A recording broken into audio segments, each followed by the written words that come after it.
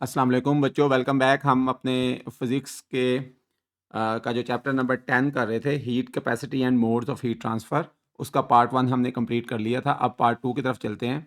ये मैं दोबारा आपको इंट्रोडक्शन करवा देता हूँ। ये हमारे साथ बच्चा है साद उस्मान। इससे हमने स्पेशल टाइम लिया है एक शॉर्ट रिवीजन का, क्योंकि ये बच्चा माशाल्लाह इसने 9th में टॉप किया अपने स्कूल में। तो इससे हमने रिक्वेस्ट की थी हमें ज़रा टाइम दें 10th की प्रिपरेशन के लिए, तो इसने हमें थोड़ा सा टाइम दिया है। अब ये चैप्टर 10 के शॉर्ट क्वेश्चंस को हम डिस्कस करेंगे। तो सबसे पहला जो शॉर्ट क्वेश्चन है, why should we wear dark coloured clothes in winter and white coloured clothes in summer? तो पहला सवाल है उसमें हमसे ये पूछा जा रहा है कि हमें सर्दी में यानी विंटर में ब्लैक कलर्ड क्लोथ्स क्यों पहनने चाहिए, यानी कि ब्लैक रंग के कपड़े क्यों पहनने चाहिए।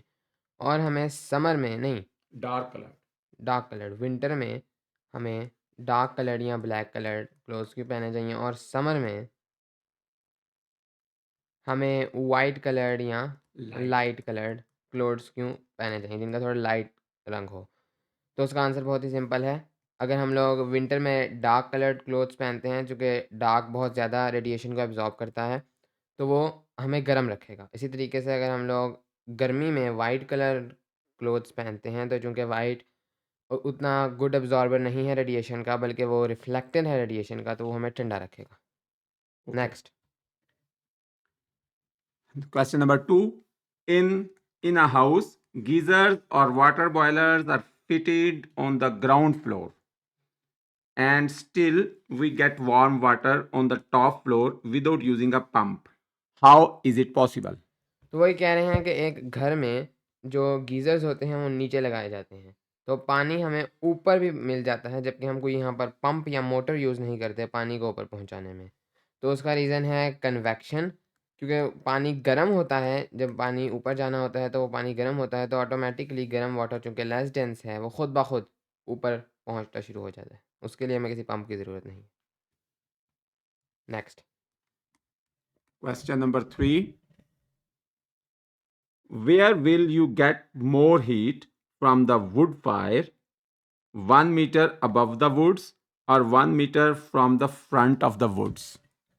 वो ये कह रहे हैं कि अगर आपके पास कुछ लकड़ियाँ हैं, अगर आपके पास कुछ लकड़ियाँ हैं और उन पर आपने आग जलाई हुई है कुछ इस तरीके से, तो आप अगर अपना हाथ रखते हैं इस जगह पर 1 मीटर अबव द वुड्स, और अगर आप अपना हाथ रखते हैं इस जगह पर 1 metre from the front of the woods, तो आपको किस जगह पर ज़्यादा हीट मिलेगी।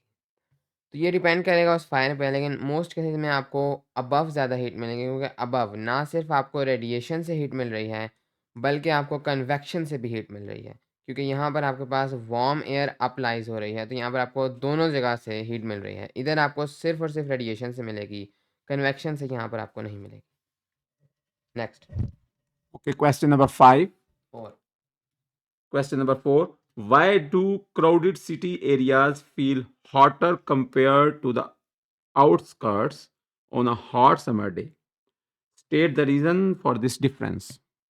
वो ये कहना चाह रहे हैं कि एक शहर के अंदर क्यों सेम हॉट डे में हमें शहर के अंदर सेम टेम्परेचर पे ज़्यादा गर्मी महसूस होती है, जबकि शहर के इर्द गिर्द जो देहाती इलाके होते हैं उनमें कम गर्मी महसूस होती है।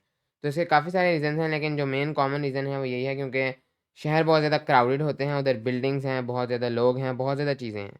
तो वहाँ पर जो हीट की इमिशन है, जो सनलाइट से हीट एब्जॉर्ब होकर जो वापस इमिट हो रही है, वो बहुत ज़्यादा है। जबकि बाहर आउटस्कर्ट्स में बहुत कम लोग होते हैं, तो वहाँ पर जो हीट की इमिशन है या हीट की रेडिएशन है वो बहुत ज़्यादा कम है, इस वजह से बाहर आउटस्कर्ट्स पे हमें निस्बतन सर्दी महसूस होती है। नेक्स्ट। Question number 5.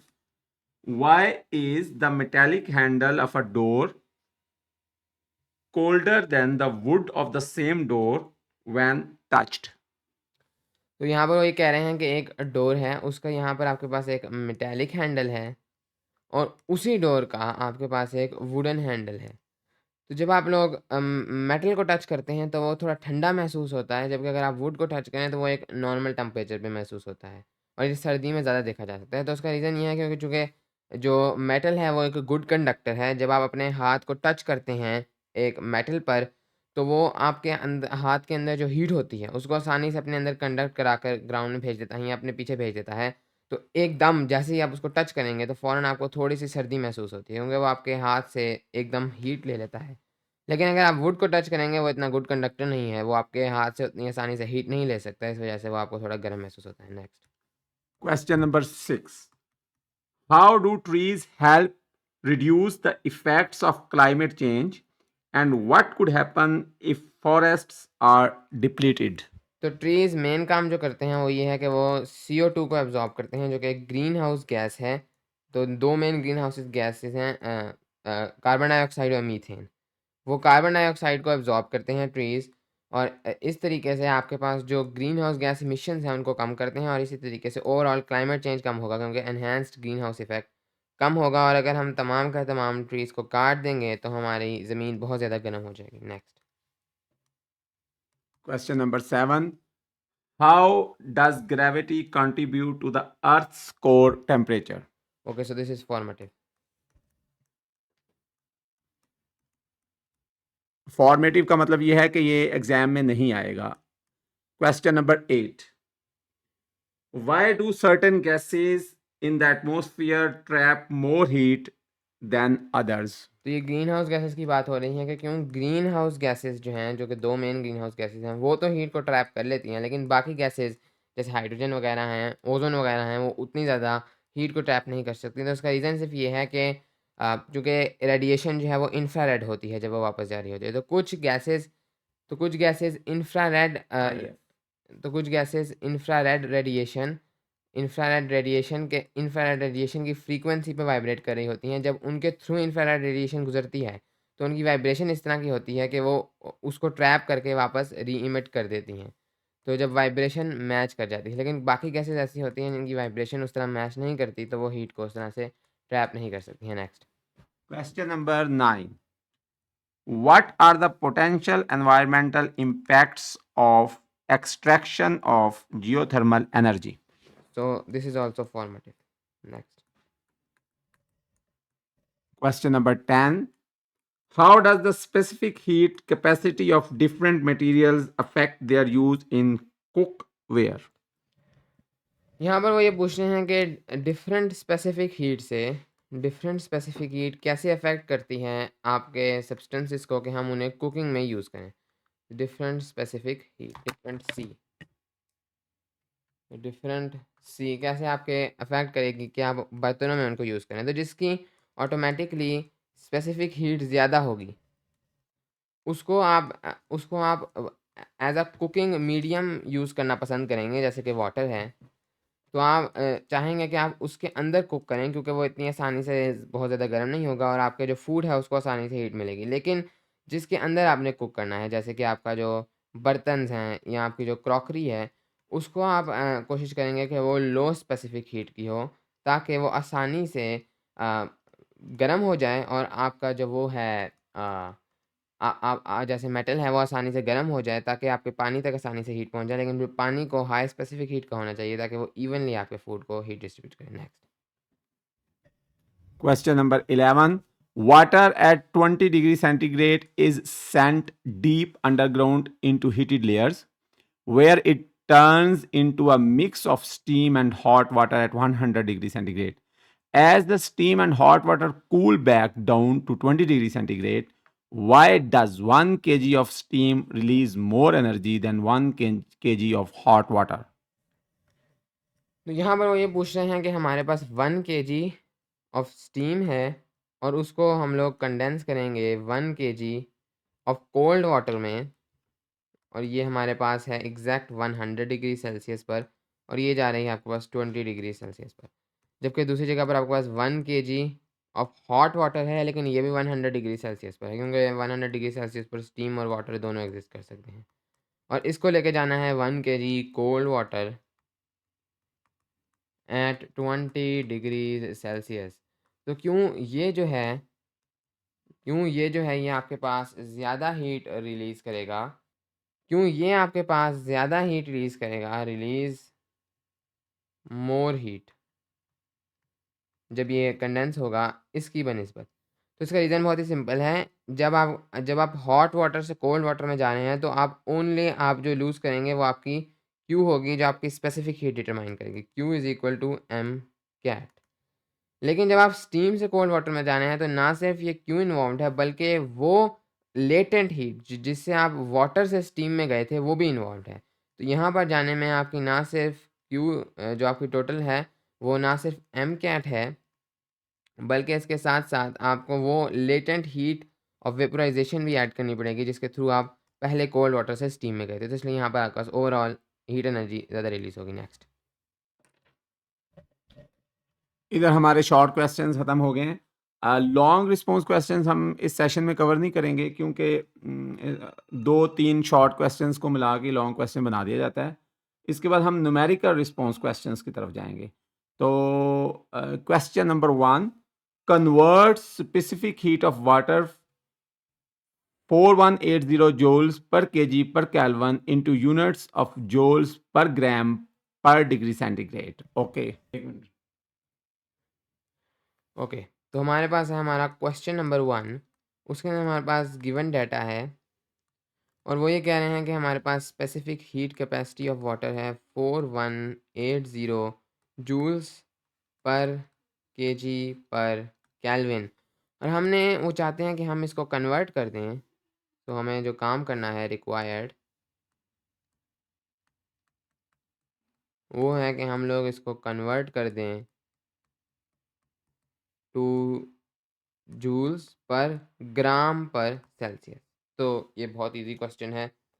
सबसे पहले अगर हम लोग देखें तो पर केल्विन और पर सेल्सियस ये एग्जैक्टली इक्वल यूनिट्स हैं, क्योंकि केल्विन और सेल्सियस में जो डिफरेंस है वो एग्जैक्टली इक्वल होता है। 1 डिग्री सेल्सियस बिल्कुल सेम बात है अगर आप 1 डिग्री केल्विन बढ़ाएं तो। सबसे पहले अगर हम लोग यहाँ पर सोल्यूशन में जाएं, can you prove that equation kelvin is equal to?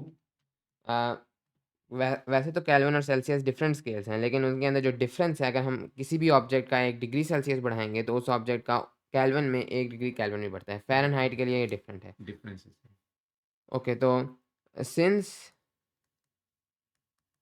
The difference is equal between Celsius and Kelvin scales, we can directly write per Kelvin as per Celsius। लिखने की जरूरत नहीं, बस ओके, बता दिया था। आगे। और इसके बाद अगर हम लोग, तो अब हम लोग लिख सकते हैं वाटर की स्पेसिफिक हीट को as 4180 joules per kg per Celsius. तो यहाँ से डायरेक्ट हो गया। अब इसके बाद हमें जाना है अपने पास उसके अंदर ग्राम्स के अंदर। तो यहाँ पर हम लोग प्रीफिक्सेस को यूज़ कर सकते हैं। हमारे पास जो किलो का प्रीफिक्स है वो है 10⁻³ जूल्स डॉट से। 10⁻³ ओके, 10⁻3। यहाँ पर से अब ये ऊपर चला जाएगा और ऊपर जाकर ये -3 हो जाएगा। तो 4180 multiplied by 10⁻³ joules per gram per Celsius, जिसका आंसर हमारे पास आ जाएगा 4.18 joules per gram per Celsius. Okay, next. Okay, question number 2। जरा पॉज करना। Question number 2. Calculate amount of heat given to 25 kg of water to increase its temperature by 50 degree centigrade. तो हमारे पास given data है कि हमारे पास जो mass of water है m, वो है हमारे पास 25 kg। उसके बाद हमारे पास जो टेम्परेचर है वाटर का, जो फाइनल टेम्परेचर है,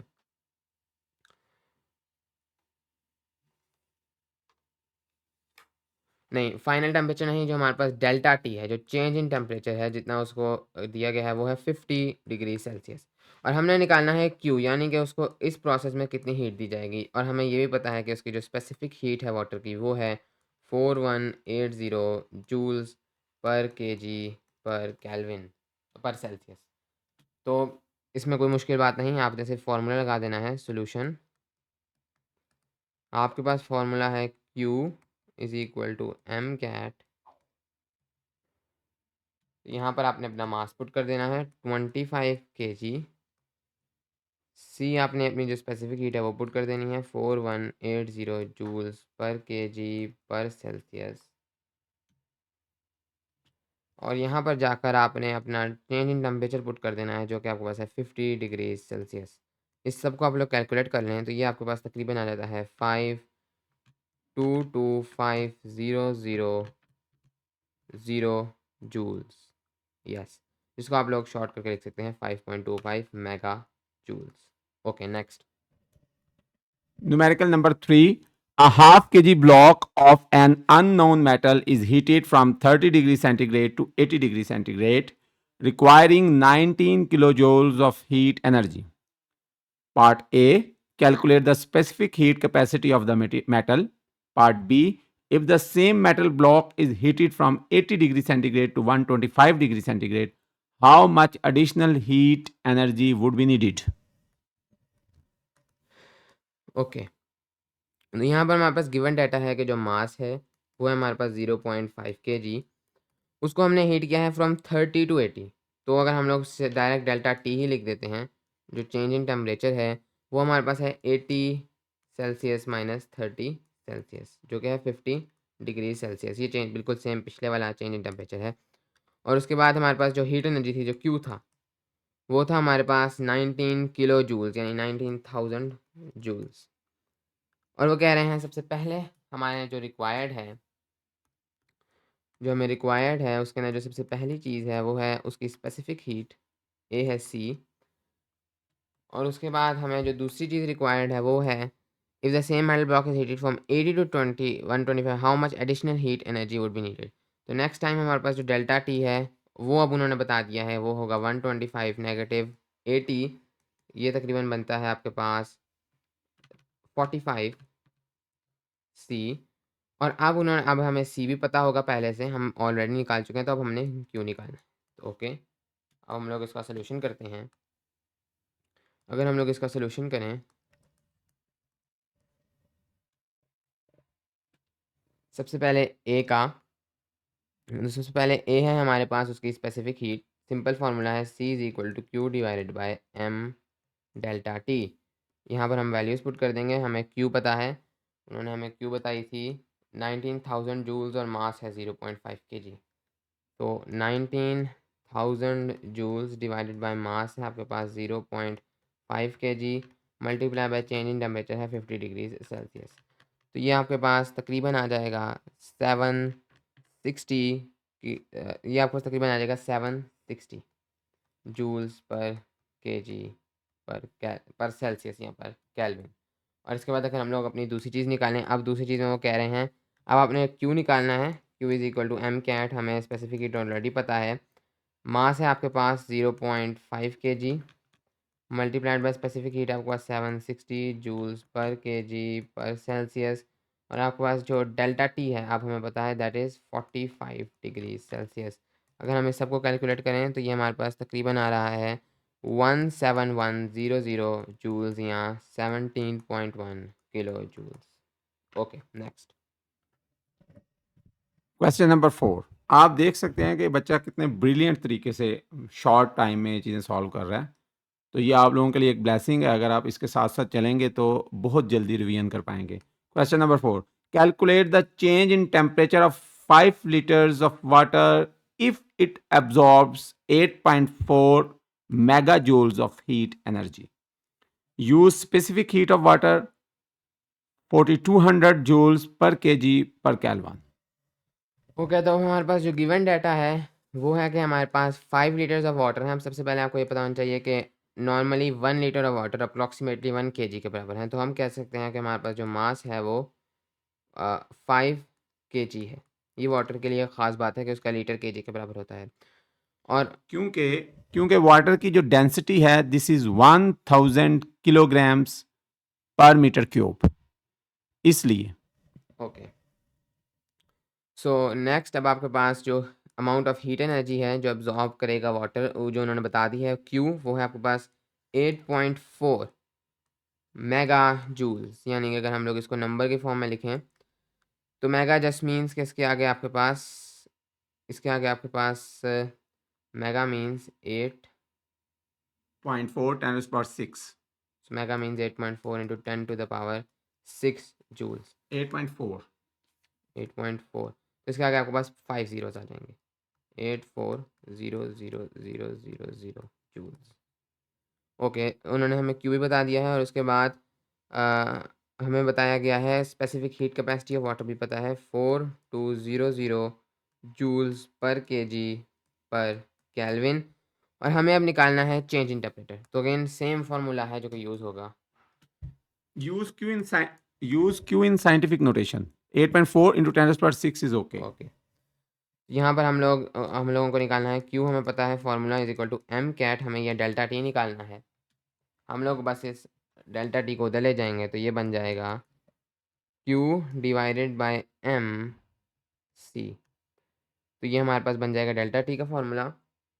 और यहाँ पर से Q हमारे पास है 8.4 into 10 to the power 6 joules divided by mass है हमारे पास 5 किलोग्राम्स और स्पेसिफिक हीट है हमारे पास 4200 joules per kg per Celsius या पर केल्विन। तो ये हमारे पास इक्वल हो जाएगा अराउंड 400 डिग्री सेल्सियस। तो ये हमारे पास हमारा चेंज इन टेम्परेचर है। Next question. okay question number 5 in a container 100 grams of water at 80 degrees centigrade is mixed with 200 grams of water at 20 degrees centigrade. What will be the final temperature of the mixture assuming no heat loss to the surroundings and container? Use specific heat capacity of water is 4200 joules per kg per Kelvin or 4.2 joules per gram per Kelvin. Please draw the diagrams, necessary diagrams also. Okay, तो इसमें हमारे पास given data हमें दिया गया है। Although इसकी diagram इतनी complex नहीं है। हमें गिवन डाटा दिया गया है कि हमारे पास एक कोल्ड वाटर है और एक हॉट वाटर है। सबसे पहले अगर हम लोग मास देख लें हॉट वाटर का तो वो हमें दिया गया है 100 ग्राम्स। अगर हम लोग उसका टेम्परेचर देख लें ऑफ हॉट वाटर तो वो हमें दिया गया है 80 डिग्रीज सेल्सियस। इसी तरीके से अगर हम लोग बात करें कोल्ड वाटर की, मास की बात करें कोल्ड वाटर की, वो है हमारे पास 200 ग्राम्स। और अगर हम लोग टेम्परेचर की बात करें कोल्ड वाटर की, जो इनिशियल टेम्परेचर है दैट इज़ हमारे पास 20 डिग्रीज सेल्सियस। और इसके बाद हमें स्पेसिफिक हीट जो दोनों के लिए सेम होगी वो भी पता है, that is 4.2 joules per gram per Celsius. मैंने इसको जूल्स में लिया है क्योंकि यहाँ पर भी जूल्स में दिया गया है। और इसके बाद हमें जो निकालना है जो कि रिक्वायर्ड है वो है हमारे पास T of F final temperature. तो मैं जल्दी से आपको बताने की कोशिश करूँगा। वो सिंपली ये कह रहे हैं कि हमारे पास एक कोल्ड वाटर है जिसका टेम्परेचर वगैरह हमने बता दिया है और हमारे पास एक हॉट वाटर है। हमने इन दोनों को मिक्स कर देना है और ये अज्यूम करते हुए कि कोई हीट सराउंडिंग्स को या कंटेनर को नहीं जाएगी। तो फाइनल टेम्परेचर जिस पर वो दोनों थोड़ी देर बाद पहुंच जाएंगे वो क्या होगा। तो हम लोग इसको बहुत आसानी से थर्मल इक्विलिब्रियम के रूल लगा के सॉल्व कर सकते हैं। हमारे पास जो सोल्यूशन है उसके अंदर हमारे पास सिंपल सा फार्मूला है कि कोल्ड वाटर चूँकि ओवरऑल हीट गेन करेगा और हॉट वाटर हीट लूज़ करेगा, तो heat lost by h is equal to heat, okay मैंने एच यूज़ किया है, हीट गेन्ड बाय सी। अब हीट का क्या फार्मूला है, Q is equal to m cat. तो this is the formula of heat lost और हीट गेन्ड। यहाँ पर अगर हम लोग एच की बात करें तो एम ऑफ एच, सी हमें पता है सी, और डेल्टा टी। अब यहाँ पर आपने देखना है कि हम चूँकि हीट लूज़ कर रहे हैं तो हमारा फाइनल टेम्परेचर कम होगा। हमें ओवरऑल चीज़ को पॉजिटिव रखना है, इसलिए मैं 20 डिग्रीज 80 डिग्री सेल्सियस को यहाँ पर पहले लिखूँगा 80 डिग्री सेल्सियस, बल्कि मैं पहले वेरिएबल्स को मैं लिखता हूँ t of H minus T of F. और अगर मैं इज इक्वल टू में जाऊँ तो हीट गेन्ड बाय तो यहाँ पर होगा एम ऑफ सी, सी और टी ऑफ एफ पहले माइनस टी ऑफ सी। सबसे पहले यहाँ पर हम लोग डायरेक्टली सी को कैंसिल आउट कर सकते हैं, सी को कैंसिल आउट कर सकते हैं क्योंकि वो दोनों तरफ है स्पेसिफिक हीट। उसके बाद अब हम लोग इसके अंदर वैल्यूज पुट करते हैं। सबसे पहले हमारे पास मास ऑफ हॉट वाटर है दैट इज़ 100 ग्राम्स और टी ऑफ एच है हमारे पास 80 degree Celsius minus T of F is equal to है हमारे पास ये एम ऑफ सी जो कि हमारे पास 200 grams into t of F, जो कि हमारे पास हमें अभी निकालना है -20 डिग्रीज सेल्सियस। ओके, और इसके बाद अगर हम लोग दोनों तरफ से ग्राम्स को भी डिवाइड कर दें, अगर मैं इस 100 डिग्री सेल्सियस को ले जाऊँ तो सिर्फ 2 बच जाता है, only 2। So 80 degrees Celsius minus T of F is equal to 200 grams divided by 100 gram multiplied by t F minus 20 degree Celsius, और इधर हमारे पास ओनली 2 बच जाएगा। तो 80 degree Celsius minus T of F is equal to 2 into t of f minus 20 degree Celsius. इधर हम लोग इसको मल्टीप्लाई कर देते हैं, तो ये हो जाएगा हमारे पास 80 degree Celsius minus T of F is equal to 2 TF minus 40 degree Celsius. इसके बाद इस 40 डिग्री सेल्सियस को हम उधर लेके जा सकते हैं, so this will be 120 degree Celsius add होके, और इसको हम लोग उधर लेके जा सकते हैं ऐड होके 3TF, और इधर से TF 3 उधर जाकर divide 40 degrees Celsius. Okay, so this is our answer. Numerical number 6. A 200-gram piece of an unknown solid cylinder is heated to 110 degrees centigrade and then placed into a calorimeter containing 200 grams of water at 20 degrees centigrade. The calorimeter has a mass of 60 grams and specific heat capacity of 0.9 joules per gram per degree Celsius. The final temperature of the system, solid, water, and calorimeter is 35 degrees centigrade. Assume no heat is lost to the surroundings. Calculate the specific heat capacity of the solid. ये method of mixtures जिसके बारे में हमने पहले ही बात की थी, उसी की बात है। हमें स्पेसिफिक हीट निकालनी है सॉलिड की थ्रू मेथड ऑफ मिक्सचर्स। हमारे पास वैल्यूज़ पहले हैं। सबसे पहले हमारे पास उस सॉलिड का मास है 200 ग्राम्स, और उसको हीट कर दिया हमने 110 डिग्री सेल्सियस तक। उसके बाद हमें उसको एक कैलोरीमीटर में प्लेस किया है, जिस कैलोरीमीटर का मास है M(C) कैलोरीमीटर, उसका मास है हमारे पास 200 ग्राम। तो सॉलिड और कैलोरीमीटर का मास एग्जैक्टली सेम है, और उसका जो टेम्परेचर है उस कैलोरीमीटर का, वो है हमारे पास 20 डिग्री सेल्सियस, और जो कैलोरीमीटर के अंदर वाटर होगा उसका टेम्परेचर भी सेम यही होगा। यहाँ पर हमारे पास एक सॉलिड है, इसको हमने हीट कर दिया है टू 110 डिग्री सेल्सियस, और अब हम इसको एक कैलोरीमीटर में प्लेस करेंगे, जो कि सिंपली एक कंटेनर है जिसका जो मास है दैट इज़ 200 ग्राम्स, और उसका जो टेम्परेचर है दैट इज़ 20 डिग्री सेल्सियस। इसके अंदर जो वाटर होगा, जो भी लिक्विड होगा, उसका मास भी एग्जैक्टली 20 डिग्री सेल्सियस ही होगा थर्मल इक्विलिब्रियम के थ्रू। इसके बाद हमारे पास है the calorimeter has a mass of 60 grams. Okay okay, so this ये जो 200 ग्राम्स है, ये मास ऑफ द वाटर है जो उस कैलोरीमीटर के अंदर है। सो दिस इज़ M(W), और इसी तरीके से जो ये T है, ये T(C)W दोनों का है। सादी एक मिनट वापस से। गिवन डाटा ना थोड़ा नीचे करो। गिवन डाटा इस तरह ना इस स्पेस पूरी में कर लिया करो, ताकि नीचे हमारे पास स्पेस आ जाए ज़्यादा। तो इस तरफ जाया करो गिवन डाटा में, ठीक है। दोबारा से गिवन डाटा दोबारा से शुरू करो।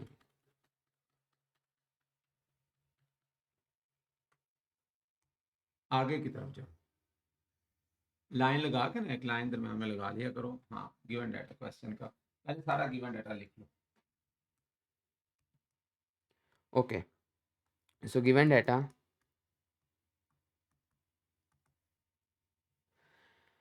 सबसे पहले हमारे पास जो मास है उस सॉलिड का दैट इज़ 200 ग्राम्स। उसके बाद हमारे पास जो टेम्परेचर है उस सॉलिड का, वो है 110 डिग्री सेल्सियस। उसके बाद हमारे पास एक कैलोरीमीटर है जिसके अंदर वाटर मौजूद है, उस वाटर का मास है अगेन 200 ग्राम्स, लेकिन उस वाटर का टेम्परेचर है आपके पास 20 डिग्री सेल्सियस, रूम टेम्परेचर है TW।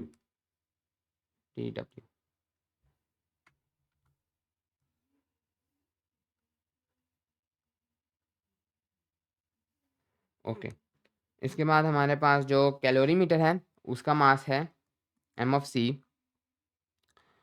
उस कैलोरीमीटर का मास है आपके पास 60 ग्राम्स, और आपके पास जो स्पेसिफिक हीट कैपेसिटी है उस कैलोरीमीटर की, वाटर की हमें ऑलरेडी पता होना चाहिए, वो मैं लिखता हूँ C(W). जो कि हमारे पास है, जहाँ जूल्स की बात हो रही है तो into joules 4.2 joules per gram Celsius. उसके बाद हमारे पास जो सी है और टेम्परेचर इन दोनों का सेम होगा। सी ऑफ डब्ल्यू जो है, इसको मैं बोल के दोबारा लिख लेता हूँ, t of c is equal to 20 degree Celsius, और जो टी और जो सी ऑफ सी होगा वो हमारे पास उन्होंने दिया हुआ है 0.9 जूल्स पर ग्राम सेल्सियस। और हमने निकालनी है specific heat of S through the method of mixtures. तो ये एक एक्सपेरिमेंट है जिसके थ्रू हम स्पेसिफिक हीट निकालेंगे। वही सेम फार्मूला है जो हमने पिछले में यूज़ किया है, पिछले उसमें प्रॉब्लम में हम इसको इसमें मिक्स कर रहे हैं। तो जो हीट, चूँकि ये गर्म है इन दोनों से, हीट लॉस्ट बाय ये एस होगी, ये जो हमारे पास सॉलिड है, ये इक्वल होगी हीट गेन्ड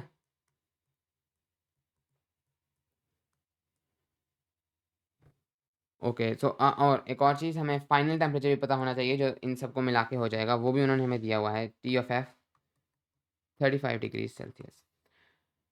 हीट गेन्ड, ये हो जाएगा heat gained by water plus heat gained by calorimeter.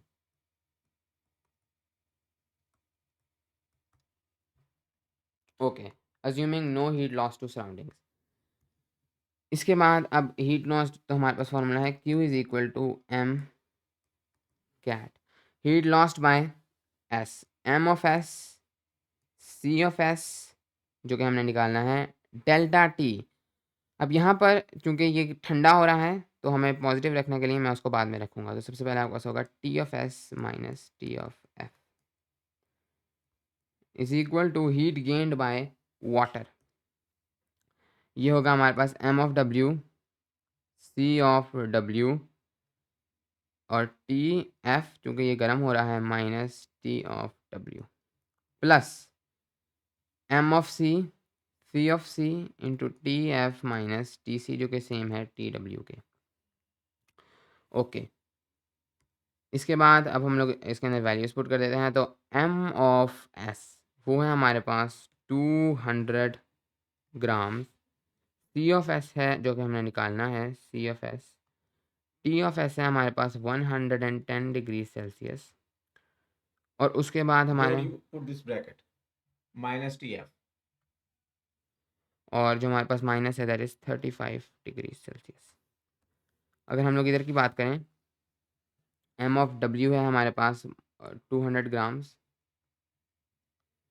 C of डब्ल्यू है 4.2 joules per gram Celsius, t of f है हमारे पास 35, c negative, t t of नहीं, टी ऑफ एफ हम पहले लिखेंगे, टी ऑफ एफ माइनस 35 सी।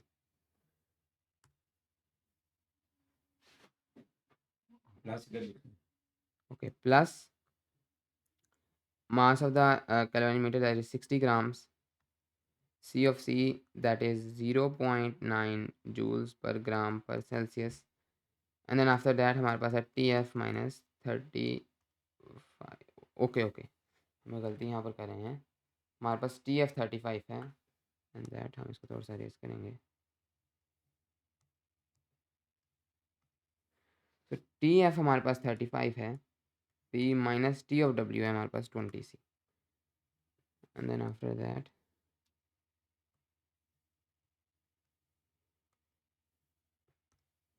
हमारे पास जो यहाँ पर भी 35C माइनस 20C, तो कुछ इस तरीके से होगा, ये दोनों 10-10 बन जाएंगे। इसके बाद हम इसको थोड़ा सा सॉल्व करने की तरफ जाएंगे। अगर हम लोग इसको सब्ट्रैक्ट करें तो this is 200 grams multiplied bye 110 minus 35, this is 75। अगले स्टेप में हम लोग इसको मल्टीप्लाई कर देंगे, multiplied by c of s जो कि हमने निकालना है। इसके बाद है हमारे पास 200 grams multiplied by 15 degree Celsius, जिसको हम अगले स्टेप में मल्टीप्लाई कर देंगे, बल्कि सबको ही हम अगले स्टेप में मल्टीप्लाई आउट कर देंगे। एंड देन है हमारे पास प्लस, नीचे लिख लो एंड पे राइट साइड पे फिर स्पेस आएगी नहीं वीडियो, प्लस हमारे पास है 60 grams into 15 degree Celsius again into 0.9 joules per gram per Celsius. सबसे पहले हम लोग मल्टीप्लाई करेंगे 200 grams into 75 C. This is 15,000 joules C multiplied by CFS. और इस तरफ ये इक्वल हो जाएगा, इस सब को अगर हम मल्टीप्लाई करें 200 multiply by 15 into 4.2, this is 12600 grams. Grams cancel out हो जाएंगे, सेल्सियस सेल्सियस भी कैंसिल, तो this is only joules plus 810 joules. यहाँ पर अगर हम लोग इन दोनों को ऐड कर दें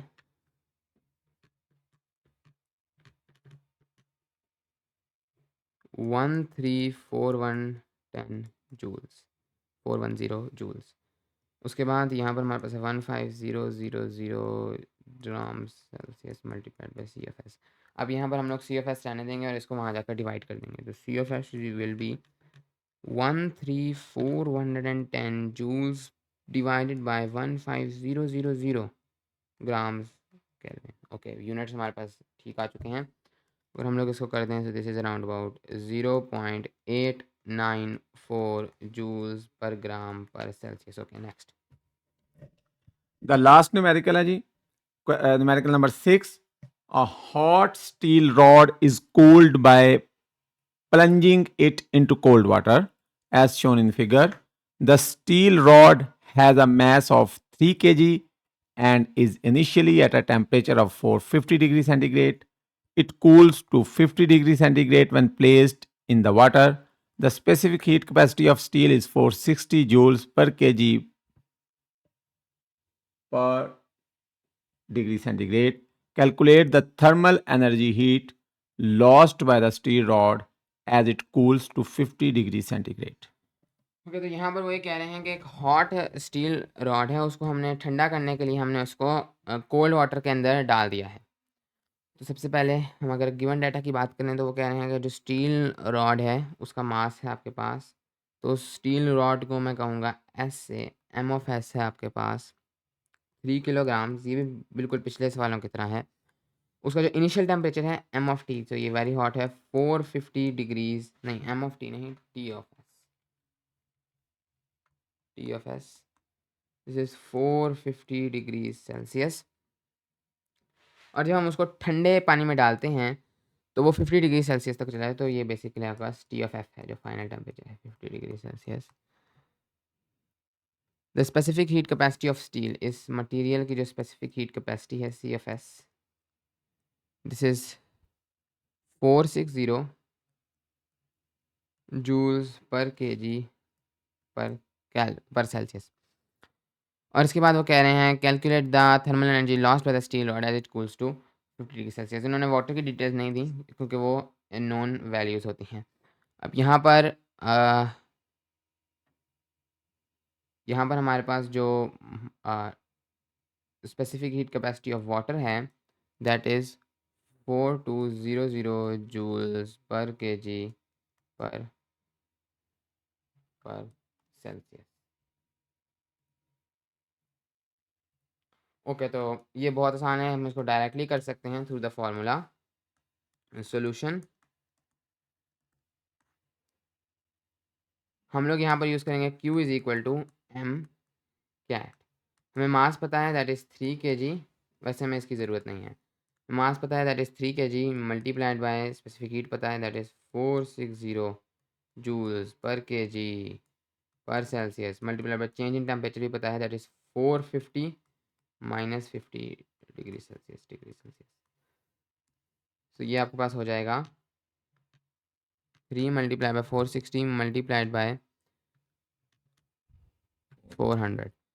तो ये आपके पास हो जाएगा 552000 जूल्स. ये कैंसिल एंड देन सेल्सियस भी कैंसिल हो जाएगा. इसको हम लोग कह सकते हैं 552 किलो जूल्स. ओके, सो हमारे पास तमाम न्यूमेरिकल्स ख़त्म हो गए. ओके, इसके साथ ही हमारा ये सेशन खत्म होता है। Thanks to mister Saad and thanks all of you for having patience. अल्लाह हाफिज़।